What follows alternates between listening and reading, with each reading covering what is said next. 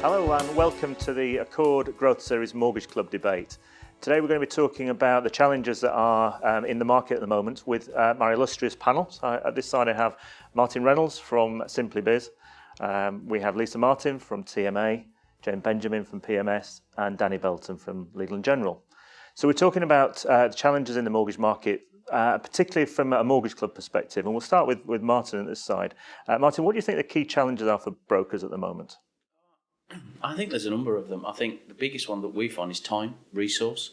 There's actually so much business, there's so many people they need to talk to, clients to talk to, new business coming through the door, that actually trying to grow as a business is causing them issues because they're so busy. It's them finding the time to actually go and advertise, interview, train people up to do that while all that business is going through.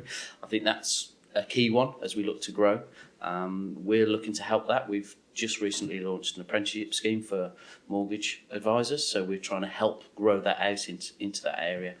The other key one for us is the changing nature of their client bank. So we've seen everybody sort of 80% of the market moving towards 5-year fixes over the last couple of years. So we're now hitting that sort of area where that started 2 years ago. So that natural 2-year fixed rate roll off is not going to happen from probably September onwards. So it's going to be interesting as to how advisors actually manage that and still keep in touch with their client banks. Danny, any other challenges that your brokers are telling you? I think we need to be very careful of the way the market is developing, the way the customers are actually searching for mortgages. There is a threat from aggregators. We cannot ignore that. So a lot comes back to the contact strategies that the brokers have with their customers, doing it on a more regular basis. You can't just do it 2 or 5 years down the line when you happen to know the deal's coming to an end. What are you doing in between? But coming back to Martin's point about time, technology is playing a crucial role here. And it's about helping the brokers understand what is available to them, how it can help. The criteria systems that have now been developed, Legal & General has one, they have made a big difference in order to get to the solution for their customers a lot quicker. What else is there out there that is being developed that could actually make that big difference that customers can also engage with as part of the data gathering and initial fact find?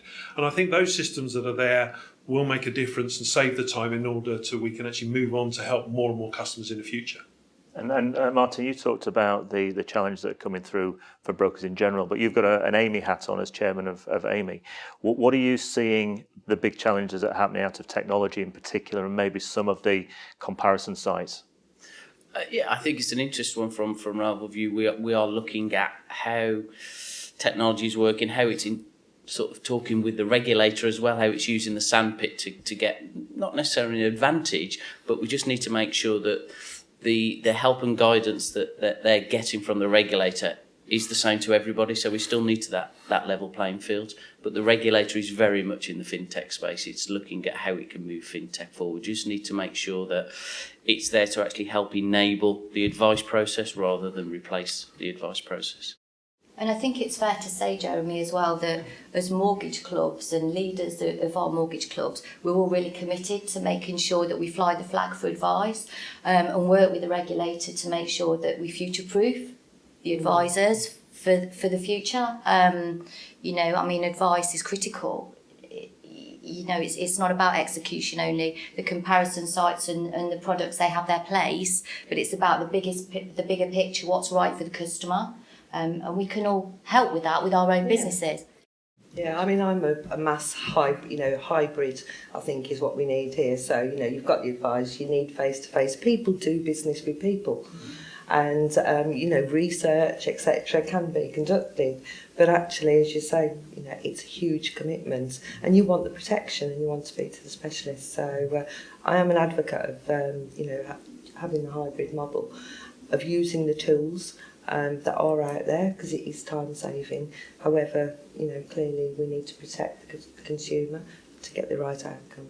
And I think moving on to execution only, if you've had advice for the initial deal 2-5 years, but if you then self-served for the next 2 or 3 products, that could be 8 years since you've had advice. I'm not sure that's right. Because so much has changed in your life cycle during that period that not to have had the right advice during that 6-8 years, it's not right. And how does a broker do that though? Because if the broker is seeing the customer, and then you talked about a 5-year period, how do they make sure during those 5 years that they continue to talk to the customer? What do they need to do, Danny? In my view, something like a quarterly newsletter, use the information that is available around the market, focus on key areas, making customers aware how the market is changing, or some sort of, I guess, theoretical aspects that actually get the customer's mind interested. That actually may just invoke a conversation well before that 5-year period. And final point, I guess, from everybody, there are lots of challenges. We've talked about a lot of them already. But Martin, what would you say would be the key thing that a broker should do to react to some of these, if you want one thing to recommend? To me, a challenge is an opportunity, though, isn't it, ultimately? So I think it is managing your client bank, making sure you keep in touch, that there are lots of things out there to help you, whether it's newsletters, whether it's regular reviews. There's lots of reasons to talk to a client. It's just finding the time and finding the right process that actually suits your client bank and suits your business model. And Lisa, what would your tip be? Yeah, I would say pretty much the same in terms of keeping in touch. So, it is having a logical plan of keeping in touch and actually evaluate the customer base that you have. So don't treat everybody the same. Each person will be different. There will be different age ranges. So start to segment it. It's marketing principles in essence. So that would be where I would come from. Yeah. Thank you. Jane, final word for you on a final tip. I think Martin hit the nail on the head there. Brokers are resilient. We work in a fantastic industry. We're really lucky to work with great people. And out of every sort of discussion or regulation change, brokers are resilient, and it's an opportunity. So we're determined to make sure that we help them with that. Yeah, Danny.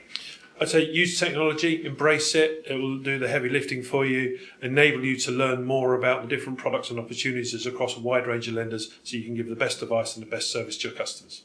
Brilliant. Excellent. Well, thank you to all of you. We've run out of time, unfortunately, for this topic, but do keep an eye out for the other topics that are running through this series and all the information that's available on our Accord Growth series as well. So thank you to the panel. Thank you, everybody, and thank you for watching.